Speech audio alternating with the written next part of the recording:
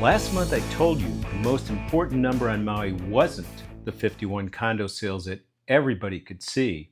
It was the 121 pending sales that almost nobody was talking about. I said the buyers were circling. Well, in June, they landed. Aloha and welcome back to the Maui Real Estate Advisor. I'm Lahaina Lee with Aloha Group Maui, and this is your July market report covering the June numbers. Hey, quick housekeeping note if you're new here. This episode is all about real estate, the numbers, the trends, and what they mean to you. Next week, we'll be back with a companion episode on the Lahaina Rebuild, Bill 88, and tourism. One story, two settings. Now, about those buyers that landed. Let's do the numbers. Condos first, as always. June gave us 88 condo sales. Let me put that in perspective. The previous best month was April of 2024. And last month, May, just gave us 51. So June was a 73% jump in a single month and the best month since 2024.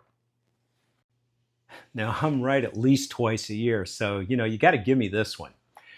When closings dropped in May but pending spiked, we said that wasn't the market rolling over. That was buyers smelling a deal. June is what it looks like when they act on it. And the pipeline is still strong as pending sales came in at 114. That's the third highest in the past 12 months, behind only May's 121 and February's 118. So this wasn't one hungry month clearing the buffet. There's another seating right behind it. Prices tell the same story.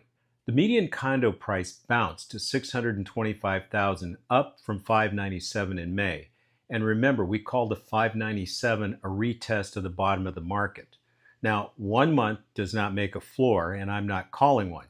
But when volume surges and the median price rises at the same time, that's demand doing the heavy lifting. Now, here's a fun wrinkle.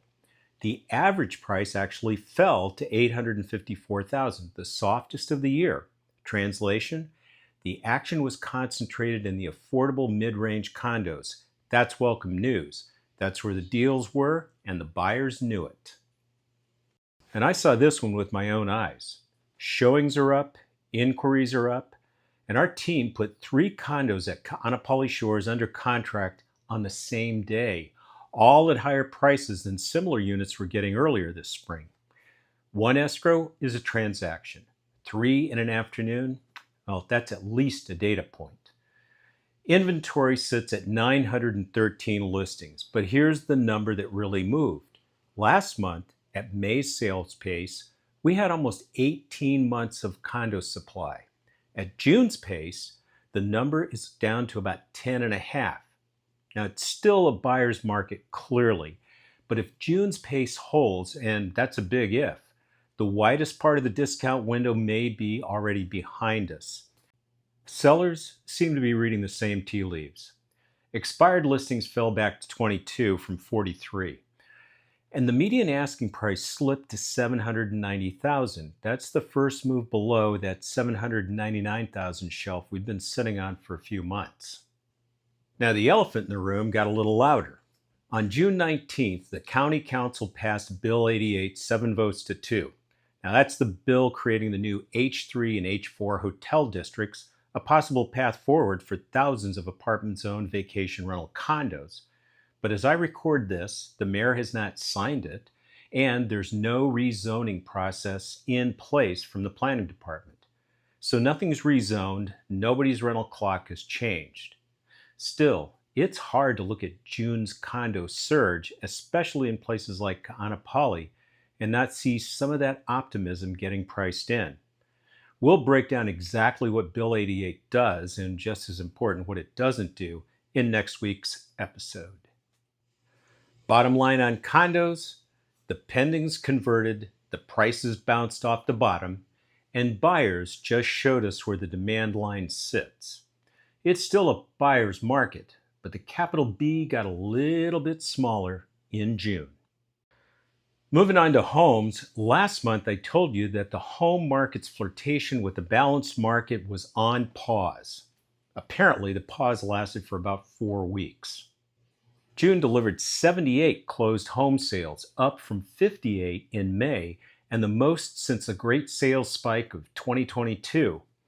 Inventory did rise to 464 homes, the highest of the year, but at June's sales pace, that still works out to roughly 5.9 months of sales supply. 6 months is textbook definition of balance, and kind of looks like we're there. Now, the price whiplash. In May, the median home price was $1.17 million, the second lowest of the year. In June, it jumped to $1.36 million, the highest since January. So what happened? More of everything, but especially more at the top. The well-priced luxury homes, some of them that have been aging on the vine, finally found buyers, and that mix pulls the median up. Days on market for active listings dropped to 156. That may not sound like much, but that's the first decline since January. Now for the hedge, and I kind of got to have a hedge. Pending home sales slipped to 96, tying December for the lowest of the year. Pendings are the preview of coming attractions, and this preview says that July closings will cool back towards historic averages of about 60 per month. So no, I'm not declaring a new era after one strong month. I've been doing this too long for that.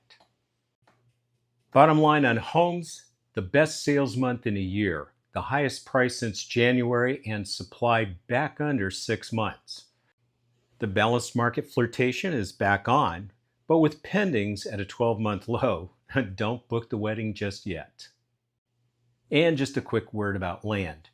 12 vacant land sales closed in June against 203 active listings. The median price fell to $309,000. That's the lowest price in the past year by a comfortable margin. Small sample, big swings, that's what land is like. It's a thin, patient market measured in seasons, not months. But if you're a buyer with a vision and a long timeline, there are sellers out there ready to talk story. And June's prices suggest some of them are motivated. So here's how I'd sum up June. June was the month that sitting on the fence got uncomfortable. On condos, everything I watched pointed the same direction at once. Closings at their highest point of over 2 years. Pendings still elevated, prices bouncing off bottom, expired listings falling, and the asking gap narrowing. And our phones, they're ringing more. Add the council's passage of Bill 88 and some of the zoning uncertainty that's been sitting on this market like a wet blanket is starting to lift. I'm not calling the bottom. We don't do that. And anyone who does might be trying to sell you something. But if you've been waiting for a sign that demand still exists at these prices, June was about as loud as the signs get.